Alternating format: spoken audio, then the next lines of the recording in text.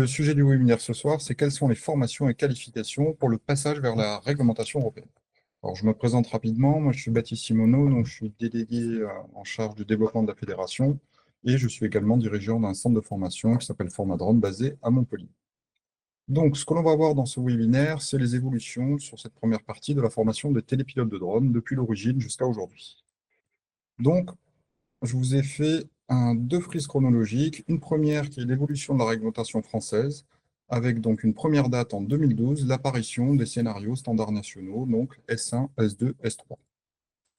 Cette année-là, pour pouvoir piloter sur les standards nationaux, il fallait obtenir donc une qualification, un certificat théorique aéronautique quel qu'il soit, c'est-à-dire ULM, planeur, PPL, peu importe, et déclarer une DNC, une déclaration de niveau de compétence qui permettait donc de s'auto-déclarer en quelque sorte apte au pilotage de drone. Ça a été les premiers jalons, la première étape, la base d'une réglementation de drone, donc en France, mais aussi dans le monde.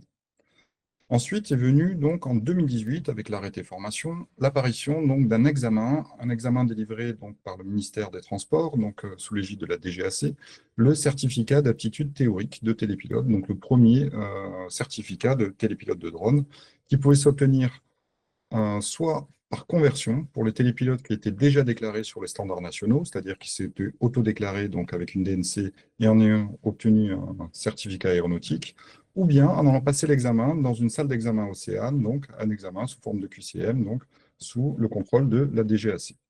Et apparu aussi cette même année, donc en plus, l'obtention d'une attestation pratique délivrée, cette fois non pas par le télépilote, mais par un exploitant donc, de drone en scénario national. C'est-à-dire, donc ça a été la grande nouveauté, l'obligation donc d'avoir une attestation pratique, donc de formation du télépilote par l'exploitant qui exploite les drones.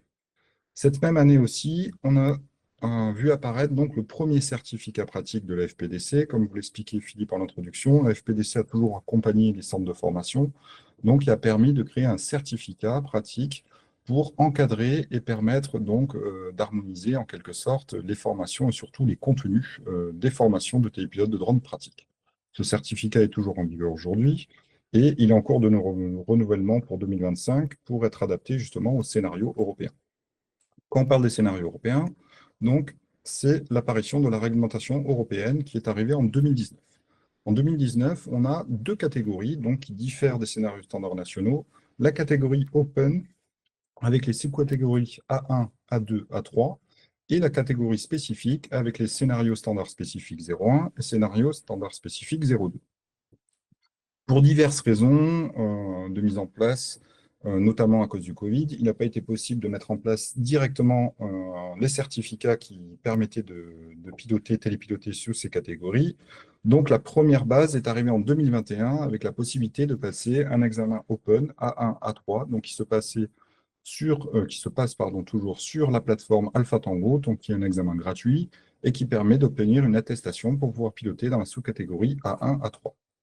Cette même année est apparue aussi la possibilité d'obtenir la catégorie A2 avec le brevet d'aptitude de pilote à distance, donc le BAPD, qui s'obtenait uniquement par équivalence pour les personnes déjà détentrices d'un CATT, donc du fameux certificat théorique de télépilote. Donc, cette année-là, on pouvait obtenir l'Open A1-A3 en passant l'examen en ligne et obtenir le A2 par équivalence.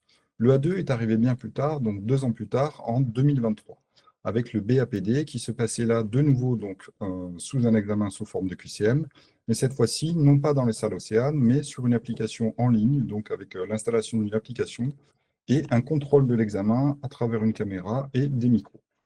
Système toujours en place en vigueur. Il y avait eu donc une tentative de faire passer ces examens par des sociétés privées. Je crois que cette solution a été avortée. Aujourd'hui, on n'a plus que la possibilité de passer cet examen donc directement en ligne sur une plateforme de la DGAC. Arrive ensuite en 2024 donc le CATS qui permet de piloter pleinement sous les scénarios européens, c'est-à-dire de piloter en STS 01 et en STS 02. Donc le CATS, c'est le certificat d'aptitude de télépilote spécifique. Il se passe de nouveau donc, dans une salle d'examen de la DGAC, donc dans les salles Océane.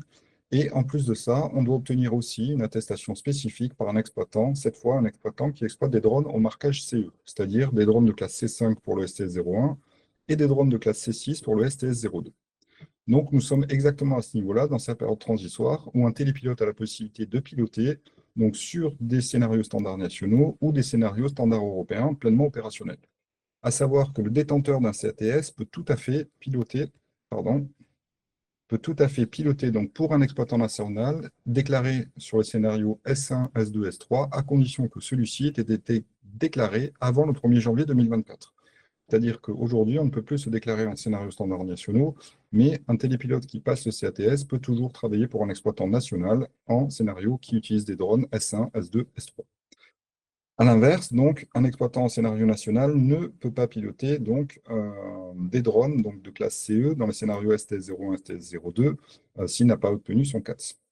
Il n'y a pas d'équivalence, comme ça a pu être le cas par le passé, d'accord, avec le CATT et avec le BAPD.